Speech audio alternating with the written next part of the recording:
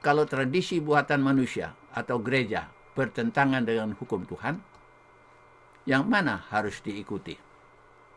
Nah, untuk menjawab pertanyaan ini, marilah kita ikuti sejarah gereja sewaktu pertentangan pemeliharaan Sabat atau Minggu.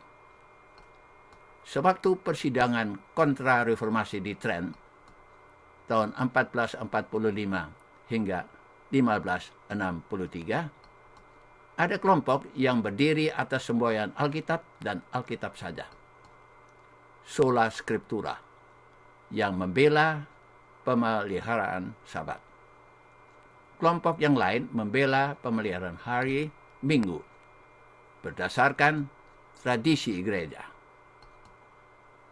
Setelah berdebat demikian lamanya, akhirnya golongan Alkitab dan Alkitab saja, sola scriptura, yang harus mengalah. Mengapa demikian? Nah, sesuai dengan Alkitab, hari Sabat, hari ketujuh, harus mereka pelihara. Padahal mereka pelihara hari Minggu. Dengan demikian, mereka membenarkan tradisi gereja. Kalau begitu, golongan Alkitab dan Alkitab saja ternyata tidak konsekuen. Pemeliharaan hari Minggu sesuai tradisi gereja yang menang. Mereka yang konsekuen, walaupun bertentangan dengan hukum Tuhan, hukum yang keempat. Sekiranya golongan Alkitab dan Alkitab saja konsekuen, jalan cerita sejarah gereja dapat berbeda.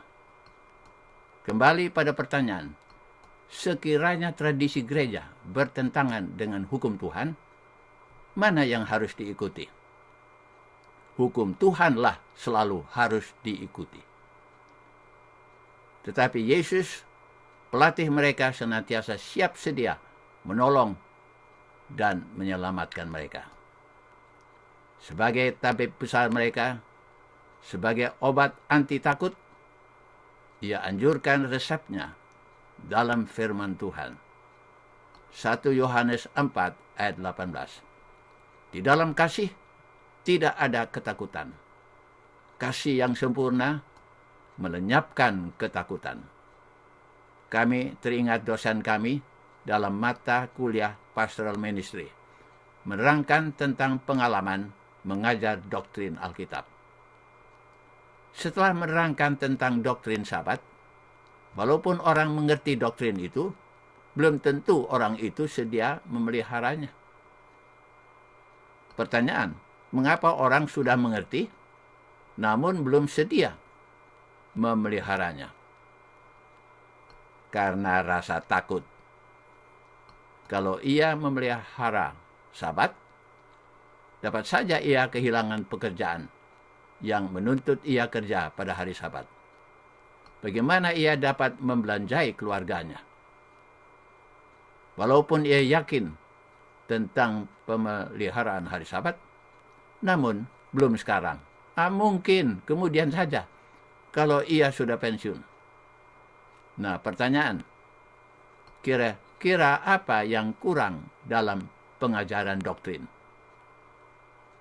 Setiap doktrin yang diajar hendaknya berpusat pada Yesus dengan cintanya. Kalau seorang melihat cinta Yesus, cinta itu dibalas dengan cinta pengikutnya. Love begets love. Cinta Yesus adalah cinta agape. Cinta yang rela berkorban. Ia rela mati untuk menebus dan menyelamatkan kita. Karena cinta dibalas dengan cinta, pengikutnya pun rela berkorban. Sewaktu pengikut mengenal dan menerima kebenaran tentang Sabat, ia sedia memeliharanya, karena rela berkorban demi cinta itu. Pertanyaan, di mana rasa takutnya kehilangan pekerjaan karena Sabat? Hilang rasa takutnya, karena cinta dan takut itu bertolak belakang. Dalam kisah berikutnya, kita saksikan bagaimana cinta Yesus sanggup mengubah hidup seorang manusia yang tadinya tidak kenal akan Dia. Tuan Guo dari Shanghai bukanlah seorang Kristen. Pernah ia mengajak temannya seorang Kristen untuk pergi menonton sandiwara. Temannya rela mengantar, asal saja Tuan Guo rela juga menghantar temannya ke gereja. Sewaktu Tuan Guo menghadiri acara gereja, sebagai tamu ia menerima sebuah buku sebagai hadiah. Buku tersebut adalah Alkitab Wasiat Baru. Karena Tuan Guo bukan seorang Kristen, dia tidak ada minat untuk membaca buku tersebut. Karena ia seorang perokok keras, ia perhatikan kertas Alkitab itu cukup bagus untuk kertas rokoknya.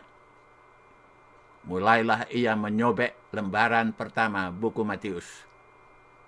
Dalam waktu beberapa minggu, buku Matius telah lenyap menjadi abu.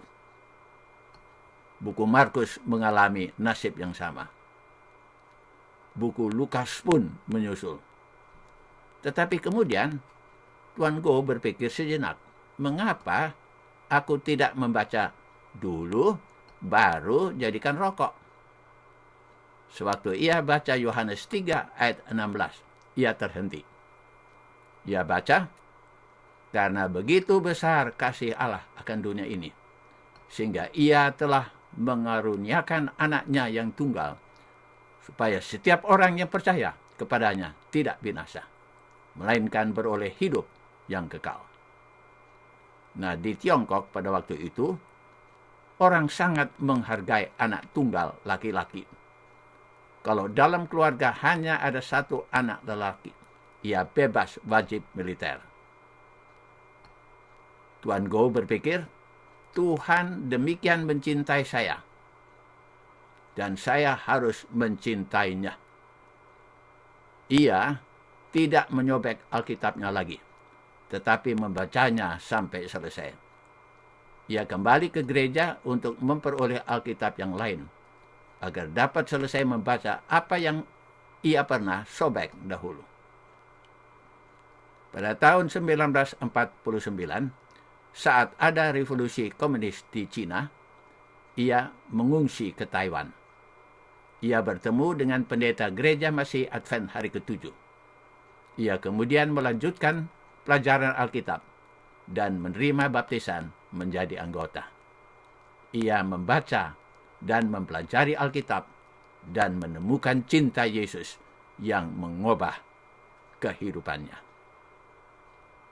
Kesimpulan, cinta Yesus adalah obat mujarab anti rasa takut. Tidak heran Yesus bertanya kepada Petrus sampai 3 kali, apakah ia mencintainya.